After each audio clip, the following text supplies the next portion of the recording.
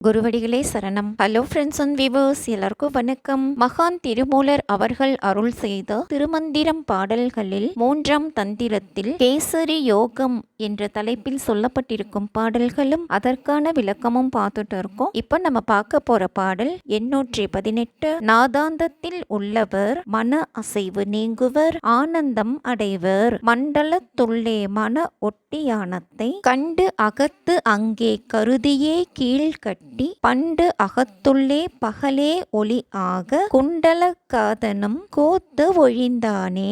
மண்டலம் அப்படின்னா மதிமண்டலம், மன ஒட்டியானம் அப்படின்னா உள்ளத்தை பிணிக்கும் சகஸ்ரதலம், கீழ்கட்டி அப்படின்னா உள்ளம் கீழே செல்லாமல் நிறுத்தி உள்ளம் தளர்ச்சி இல்லாது சிரசில் நின்றால் இயல்பான சாலந்திர பந்தனம் ஏற்பட்டு மூச்சு தடைப்படும் ஆனந்தமய கோஷம் ஒளி அணுக்களால் ஆனது.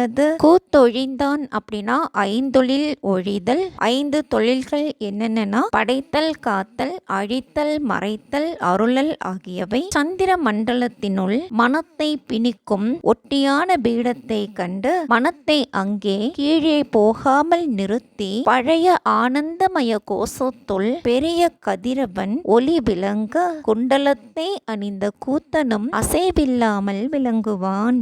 பாடல் 819. உடல் பற்றி விட்டு நீங்கி நிற்க ஒழிகின்ற வாயுவும் உள்ளே அமரும், கழிகின்ற வாயுவும் காக்கலும் ஆகும். வழிகின்ற காலத்து கழலை பழிகின்ற காலத்து பை அகற்றீரே.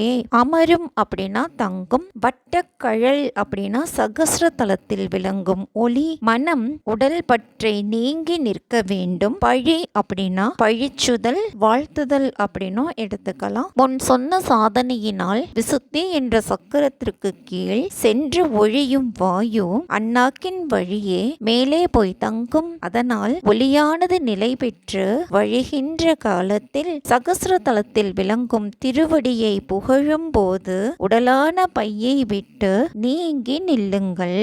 பாடல் 820. சீவன் ஒளி உடையதாய் விளங்குதல். பையினின் உள்ளே படிக்கதவு ஒன்று இடின் மெய்யினின் உள்ளே விளங்கும் ஒளி அது ஆம். கையினுள் வாயு கதித்து அங்கு எழுந்திடின் மை அணி கோயில் மணி விளக்கு ஆமே.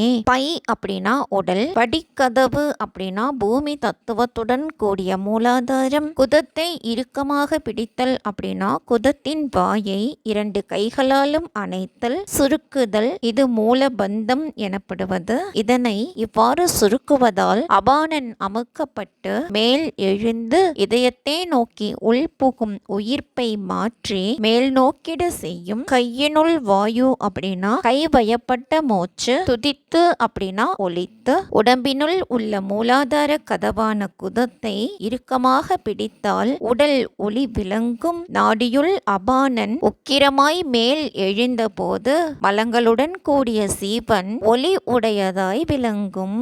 பாடல் 821. அக்கினி கலை ஒளிரும் விளங்கிடும் வாயுவை மேல் எழ உண்ணி நலங்கிடும் கண்டத்து நாடியின் உள்ளே வணங்கிடும் மண்டலம் வாய்ந்திட கும்பி சுணங்கிட நின்றவை சொல்லலும் ஆமே. மூலபந்தம் சாலாந்திர பந்தத்தால் பிராண அபானன் சேர்க்கை உண்டாகும். அக்கினி கலை சிறந்து ஒளிரும். நலங்குதல் அப்படின்னா கசக்குதல், கண்டம் அப்படின்னா விசுத்தி சக்கரம். மூலாந்திர பந்தத்தால் அமைந்த வாயு மேல் எழுவதை எண்ணி கசக்குதலால் சுருங்குகின்ற விசுத்தி சக்கரத்தின் மீது வழிபடத்தக்க சந்திர மண்டலங்கள் சுருங்கும். இத்தன்மையை சொல்லவா வேண்டும், வேண்டியது இல்லை.